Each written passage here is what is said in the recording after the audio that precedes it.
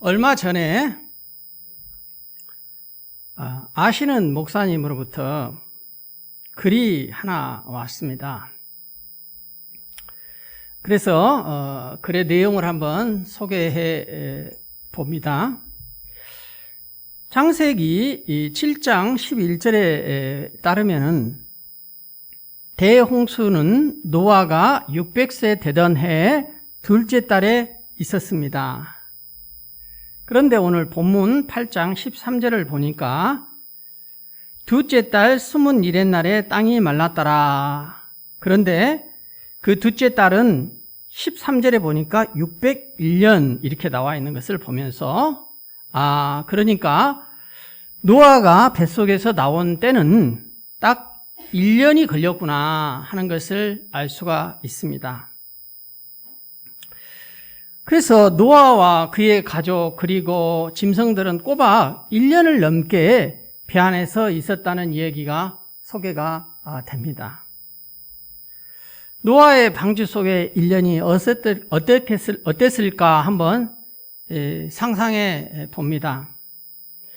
방주 속에서의 1년 동안 노아의 가족들은 무엇을 하며 지냈을까요? 한번 생각해 보십시다. 배 안이 깨끗했을까요? 아마 수많은 동물들의 배설물로 인해서 깨끗하지 못했을 것입니다. 그러니까 노아의 가족들은 일어나면은 하루 일상의 삶이 동물들 밥을 주고 배설물을 청소하는 것이 매일매일의 일상이었을 것입니다. 그런 생활을 방주 안에서 1년 동안을 한 것입니다.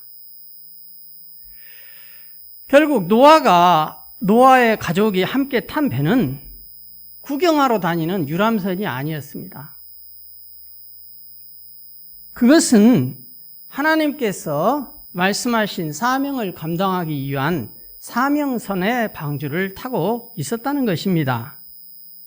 그 사명은 무엇이냐? 한 동물이라도 죽여서는 안 되었던 것입니다.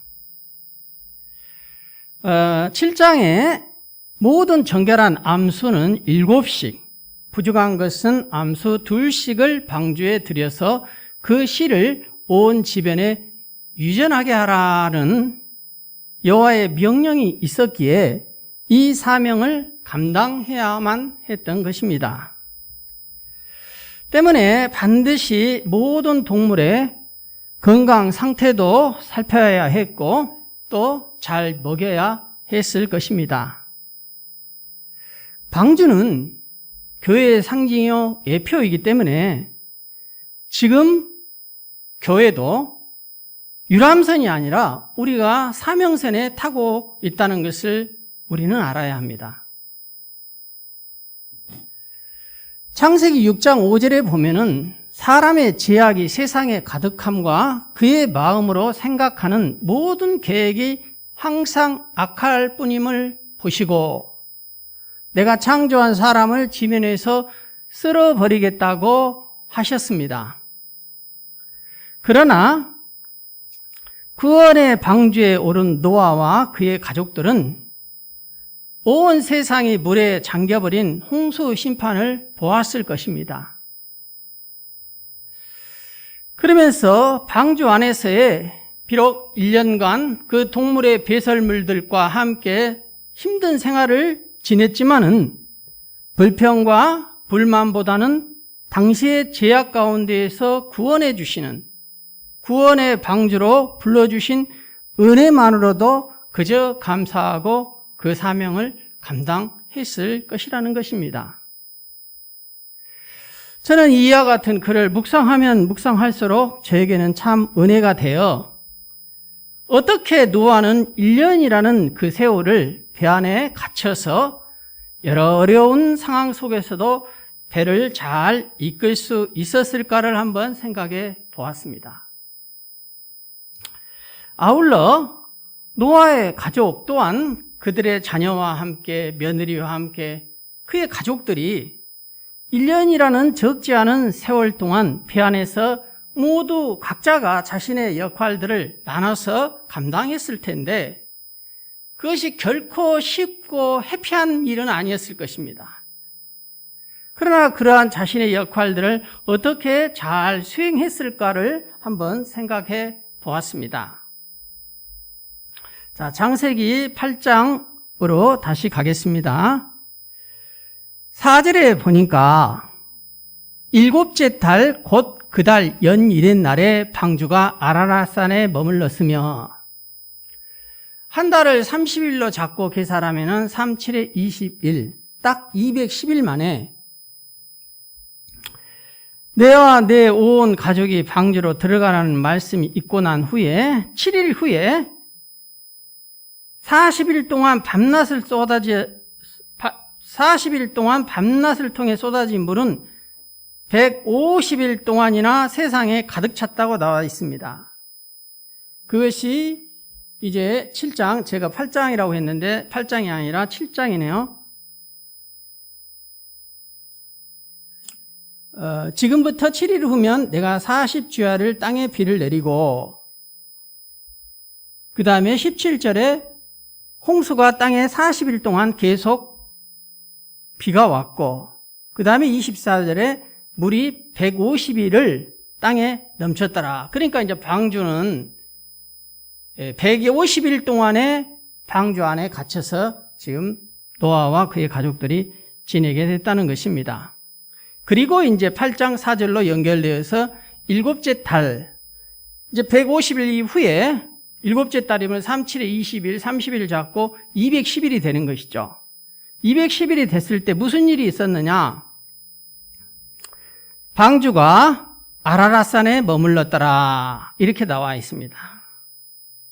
방주가 아라랏산에 머물렀다고 하는 것을 보니 해발이 꽤 높은 산이었던 것 같습니다. 이때까지는 세상에 가득 찬 물이 줄어들 줄 몰랐습니다. 보아도 망망한 대해, 언제 끝날지도 모르는 방주의 생활, 이런 날들이 나날이 계속된다는 것은 노아의 가족이 정말 견디기 어려운 일이었을 것입니다. 그러나 방주의 사람들에게 소망이 생겼습니다. 세상을 채웠던 물이 조금씩 줄어들고 있었기 때문입니다. 그래서 5절에 보니까 그 물이 점점 줄어들어 열째 달, 다시 말하면 이제 30일로 잡으면 열째 달이면은 300일이 지난 것이죠. 300일이 지났을 때 그 달 초 하루 날에 산들의 봉우리가 보였더라. 산들이 봉우리가 보였다는 것은 육지가 이제 물이 감아져서 세상에 드러났더라. 이런 말인 것입니다. 자, 그러면은 이렇게 세상에 찼던 물을 조금씩 감화해 준 여호와 하나님의 이유는 무엇이었을까요? 그것을 오늘 본문의 8장 1절에서는 하나의 단어로 설명하고 있는데 그 단어는 기억하사. 하나님이 노아와 그와 함께 방주에 있는 모든 딜 짐승과 가축을 기억하사 이렇게 나와 있습니다. 이 기억하사 이 단어가 원어의 뜻을 보면은 깊이 기억한다라는 의미를 가지는데 이 깊이 기억한다라는 말이 어떤 의미일까요?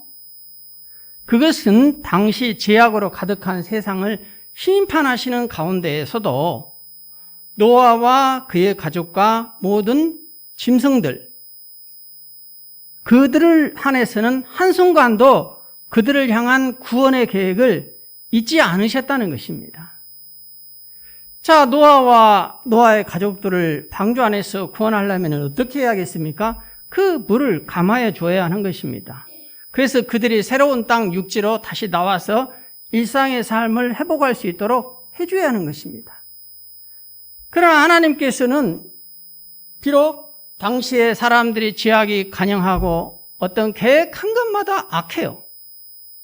그래서 하나님께서 창조한 사람임에도 불구하고 이 지면에서 그 사람들을 다 쓸어버릴 계획을 가지신 가운데에서도 노아와 그의 가족과 하나님이 계획한 그 짐승들에 한해서는 한 번도 그 구원의 계획에서 재해됨이 없이 기억하셨다는 것입니다. 잊지 않고 계셨다는 것입니다. 이것은 노아에게 대단한 소망이 되었을 것입니다. 그래서 물이 감하기 시작한 지 3달이 되지 않아서 산들의 봉우리가 보이기 시작했고, 그 후로 6절 보니까 또 40일이 지나서 또 계산을 해보니까 323일이에요. 정확하게 계산을 하면은. 한 달을 30일 잡고 그냥 323일 만에 노아는 그 방주에 낸 창문을 열고 땅이 얼마나 말랐는지, 땅이 드러났는지 알아보기 위해서 정탐자를 내어 보냈습니다. 그 정탐자는 까마귀와 비둘기였습니다. 먼저 7절에 까마귀를 내놓음에 까마귀가 물이 땅에서 마르지기까지 날아왕래하였더라. 까마귀는 자기 자신이 거처할 처소를 찾고 다녔는데 물이 아직도 많이 안 빠졌기 때문에 왕래만 하다가 끝난 것입니다. 날아서 왕래하였더라 하고 끝났습니다. 그래서 이번에는 노아가 비둘기를 8절에 보냈습니다. 노아가 또 비둘기를 내놓아 지면에서 물이 줄어들었는지를 알고자 하며, 이번에는 어떤 일이 발생했습니까? 온 지면에 아직도 물이 있어요. 그래서 비둘기가 발 붙일 곳을 찾지 못하고 방주로 돌아와 그에게로 오는지라. 그냥 비둘기가 발 붙일 곳을 찾지 못해서 비둘기가 방주 안으로 그냥 돌아왔다는 것입니다. 그래서 그가 손을 내밀어 방주 안 자기에게로 받아들였습니다. 그런데 10절에 보니까 또 7일을 다시 기다려 다시 비둘기를 방주에서 내놓음에, 그로부터 7일을 또 기다렸으니까 이제 330일 만이죠. 1년이 거의 차가는 거예요. 이때 노아의 심정이 어떻겠습니까? 마치 코로나의 위기 가운데 코로나가 빨리 치유되고 회복되기를 원하는 우리의 바라는 마음과 같을 것입니다. 성경에 단순하게 문장 하나 이렇게 기록된 것으로 끝나지 말고 이때 노아의 심정을 한번 보십시오. 8절에 그가 또 비둘기를, 까마귀로 해서 안 되니까 그가 또 비둘기를 다시 보냈어요. 그 10절에 보니까 또 7일을 기다려 다시 비둘기를 보냈어요. 또 반복됩니다. 우리는 이때 노아의 심정을 읽을 수가 있어야 합니다. 하나님의 일하심을 기다리는 노아의 심정이 어땠을까요? 하나님이 말씀하셔서 기다리고는 있지만은 방주의 생활은 결코 쉬운 일이 아니었다는 것을, 답답한 시간이었다는 것을, 더럽고 냄새나고 추한 시간이었다는 것을 우리는 짐작해 볼 수가 있는 것입니다. 방주에서 내놓음에 11절에 저녁 때에 비둘기가 그에게로 돌아왔는데 그 입에 감람나무 새 잎사귀가 있는지라. 이에 노아가 땅에 물이 줄어든 것을 알았으며, 드디어 비둘기의 입에가 땅에서 나올 수 있는 감람나무 새 잎사귀를 물고 온 거예요. 그래서 이제는 땅이 드러났고 땅에 나무가 드러나서 그 잎사귀를 물고 왔구나 하는 것을 노아가 짐작을 했을 것이라는 것입니다.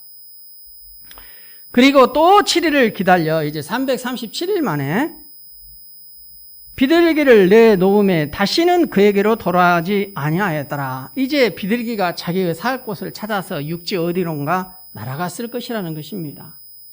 그래서 이제 노아는 육지가 거의 드러났는가 보다 하고 생각을 하게 됐을 것입니다. 이것은 땅에 물이 완전히 빠졌음을 의미하는 것입니다. 자, 그래서 13절에 601년 첫째 달 곧 그 달 초하룻날에 땅 위에서 물이 거친지라. 노아가 방주 뚜껑을 열고 제치고 본즉 지면에서 물이 거쳤더니 둘째 달 21의 날에 땅이 말랐더라. 자, 그러면은 11절에 노아가 600세 되던 날 둘째 달 그 달 연일의 날에라고 그랬는데, 연일의 날과 21일의 날은 17일과 27일 사이니까 딱 1년 10일 만이에요. 정확하게 계산하면. 1년 10일 만에 그들은 방주 밖으로 나올 수 있었습니다. 1년 10일간의 망망한 물 위에 떠있는 방주 생활은 너무나도 좁은 공간에 모든 동물들, 암소와 함께 노아와 세 아들과 며느리들, 자녀들까지 지낸다는 것이 결코 쉬운 일이 아니었습니다. 지금 우리들도 일상의 생활이 멈춰버린 코로나와 같은 상황에서 그 답답함이 그들에게도 있었을 것이라는 것입니다. 우리는 작년부터 한 1년 반 정도 되었죠. 그들은 이제 1년간을 그렇게 지냈던 것입니다. 그러나 그들이 그런 상황을 견딜 수 있었던 것은 오직 하나님께서 그 어려운 방주 안에서의 생활 가운데에서도 함께해 주셨고 그들의 생명을 보존하고 지켜주셨기 때문이었을 것입니다.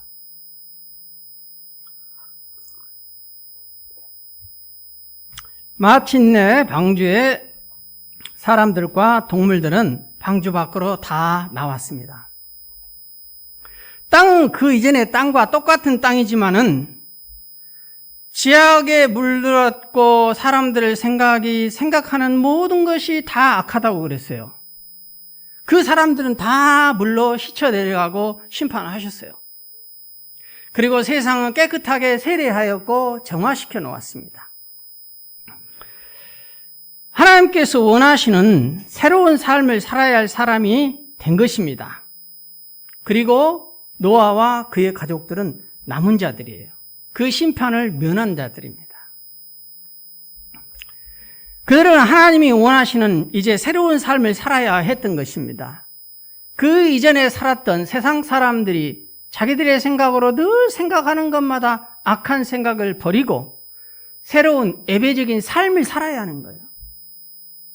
그들도 예배했을 것입니다. 여호와께 제단을 드렸을 것입니다. 그러나 그들의 삶은 예배적인 삶을 살지 못했어요. 그래서 하나님께서 당대의 모든 죄악을 다 쓸어버리신 것입니다. 그러면 노아와 그의 가족들에게 요구하는 새로운 패러다임이 뭡니까? 그것은 예배적인 삶을 요구한 거예요. 단지 여호와께 예배 드리는 걸로, 번제 드리는 걸로 끝나지 말고 너희들이 하나님 앞에 예배 드렸다면 예배적인 삶을 살아라는 것입니다. 그 삶을 노아와 노아의 가족들은 요구받고 있는 것입니다.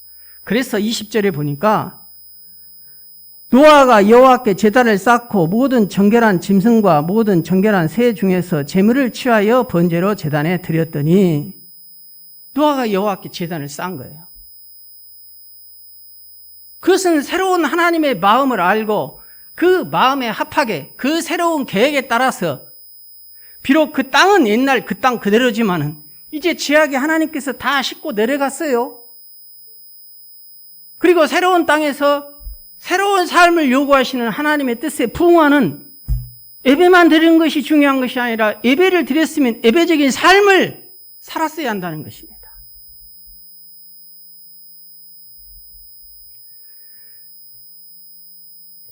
물론 이 방주를 1년간 그 배를 이끌었던 노아 선장도 후에 보면은 포도주를 마시고 장막 안에서 벌거벗은 허물이 있었어요.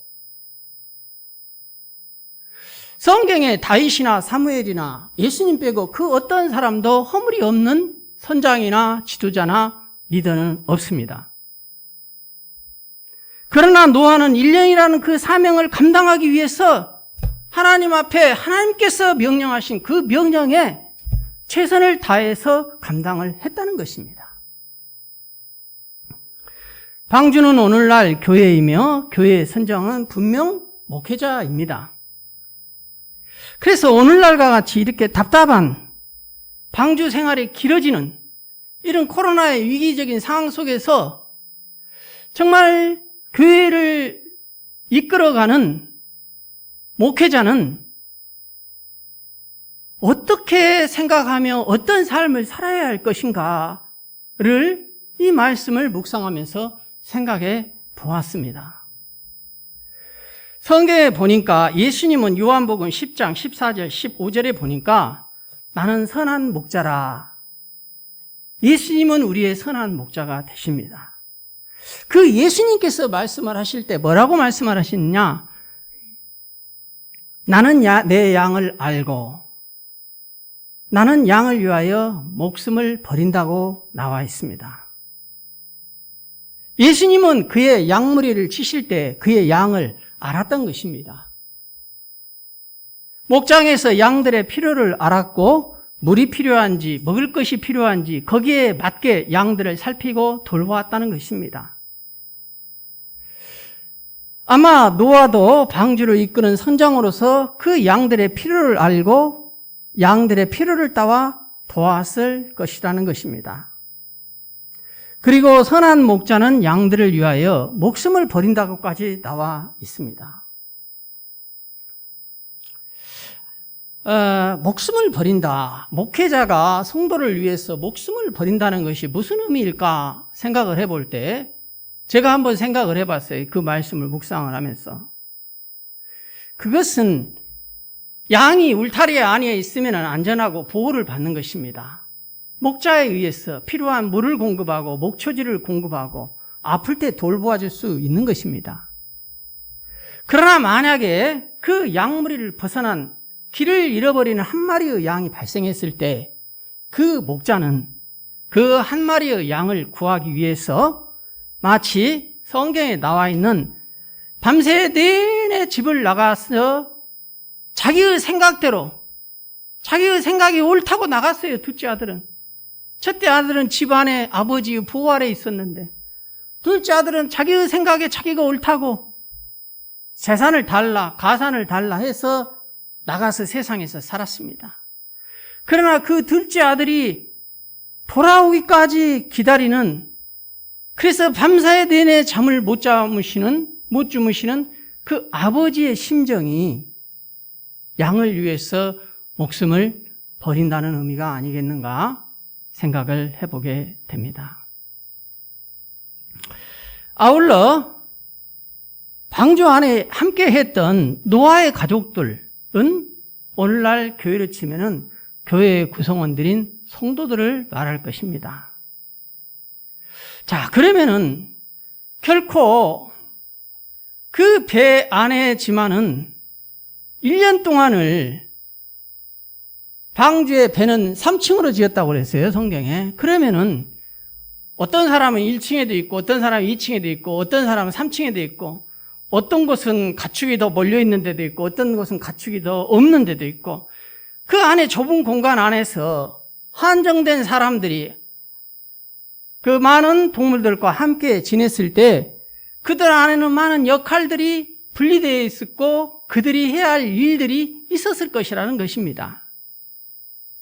자, 이렇게 힘든 상황에서 1년 동안이라는 그 시간들을 노아 한 사람의 선장의 말을 따라서 그들이 1년 동안 견딜 수 있는 힘은 어디에 있었을까를 또 묵상을 해보았습니다. 그럴 때 히브리서 기자는 히브리서 13장 17절에 이렇게 말씀하고 있습니다. 너희를 인도하는 자들에게 순종하고 복종하라. 그들로 하여금 즐거움으로 이것을 하게 하고 근심으로 하게 하지 말라고 했습니다. 자, 이 말씀을 통해서 우리가 얻을 수 있는 교훈이 있습니다. 방주 안에 구성원 노아의 가족들에게 요구했던 것들 한번 생각해 보십시오. 그들이 각자의 자기 생각과 자기의 마음과 자기의 주장을 폈더라면은 노아는 그 배를 이끌어가지 못했을 것입니다. 노아는 하나님께서 노아에게 명령을 하셨어요. 그 일을 노아에게 하라고 해서 노아가 가족들의 도움을 얻어서 배를 만들고 그 일을 수행하는 것입니다. 어떤 일을 할 때 하나님께서는 반드시 지도자를 세우십니다. 그 지도자가 완벽해서가 아니라 불완전할지라도 그 일을 수행해야 하는 사명이 있기 때문에 지도자를 세우십니다. 그래서 이 지도자들을 노아의 가족들이 노아를 판단할 문제가 아니에요. 그것은 하나님이 판단하실 문제입니다. 그래서 노아의 가족들은 노아의 말을 따라 선장과 같은 그 마음으로 그 노아가 그들을 인도할 자를 알고 목장의 양이 목자를 따라갈 때 양이 살 수 있는 것처럼 모든 어려움으로부터 지키며 나를 인도하는 분이라는 것입니다. 그래서 교회에서 목회자는 반드시 성도들을 좋은 옳은 것으로 인도하는 자라는 것입니다. 자, 두 번째는 그러기에 성경의 말씀에서는 그 인도하는 자에게 순종하고 복종해야 합니다. 이렇게 나와 있습니다.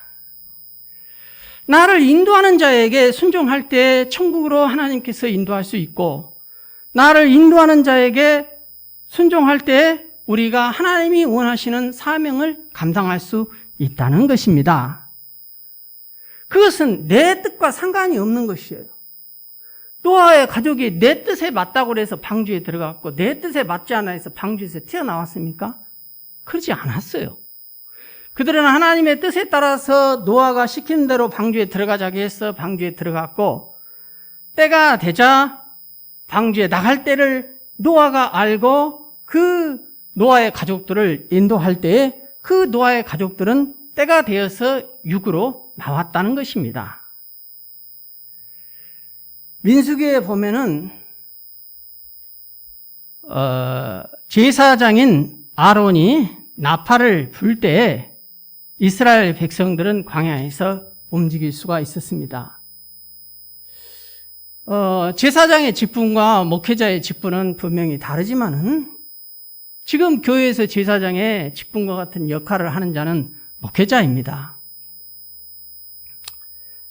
그래서 제사장들도 하나님의 인도하시는 그 구름 기둥과 불기둥을 따라서 나팔을 불려고 한다는 것입니다. 제사장이 장이 임의대로 나팔을 불고 그렇게 해서는 안 되는 것입니다. 제사장 역시 그 기름 구둥과 불기둥 하나님의 인도함을 따라 나팔을 불 때 이스라엘 백성들은 그 광야에서도 길을 잘 인도받을 수 있었다는 것입니다. 내 생각과 맞지 않다고 내 마음대로 하면은 되는 사명을 감당할 수가 없습니다. 이거는 성경의 분명한 원리요 진리입니다. 이 말씀을 따라 순종하면은 우리는 노아의 방주와 같이 하나님이 원하시는 사명을 감당할 수가 있는 것입니다. 그리고 세 번째로 지도자에게 요구되는 구성원들. 지도자가 선장이 그 일을 배를 잘 이끌고 인도해 갈 수 있도록 기쁨으로 하게 하라는 거예요. 만약에 그 중에 어떤 사람이 문을 빨리 열어달라, 답답해 죽겠다.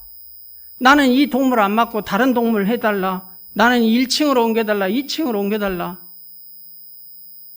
그렇게 하면은 노아 선장은 굉장한 스트레스를 받았을 것입니다.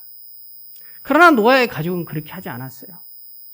노아의 가족은 노아의 필요를 보고 노아를 도왔고 노아가 지시한 명령을 분담하여 협력하여 그 일을 묵묵하게 그 역할을 잘 감당들 했을 것이라는 것입니다. 그것이 노아의 가족에게 유익했기 때문입니다.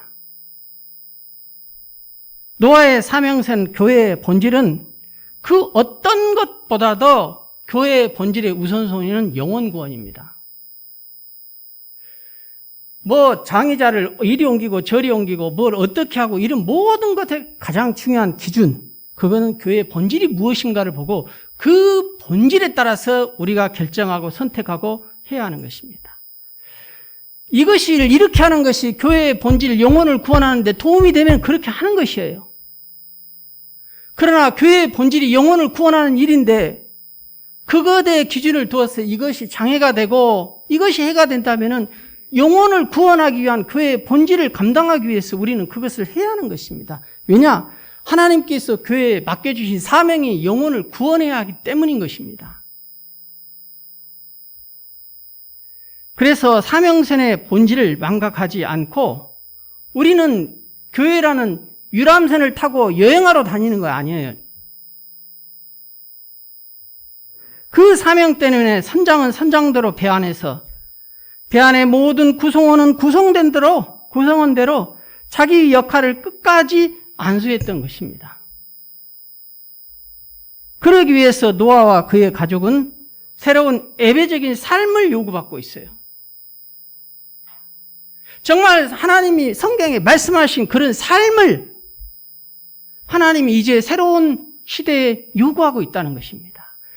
그 시대를 가기 위해서 작전 타임을 주신 거예요. 이 시대를 분별을 하십시오. 왜 하나님께서 우리의 일상을 멈추게 하셨을까요? 그것은 예배적인 삶을 살지 못하는 이 시대의 교회 가운데 작전 타임을 준 거예요.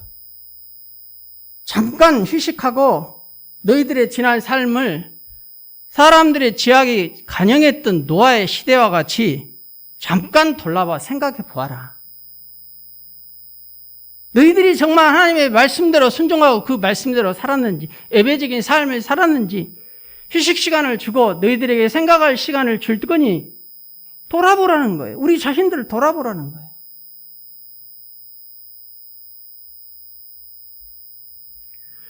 그러기 위해서 노아와 그의 가족은 새로운 예배적인 삶을 요구받았던 것처럼 우리들도 우리 교회의 사명인 영혼을 구원하기 위한 각자 자기 자신의 역할에 충성하는 귀한 믿음의 성도님들이 되시기를 진심으로 축복합니다.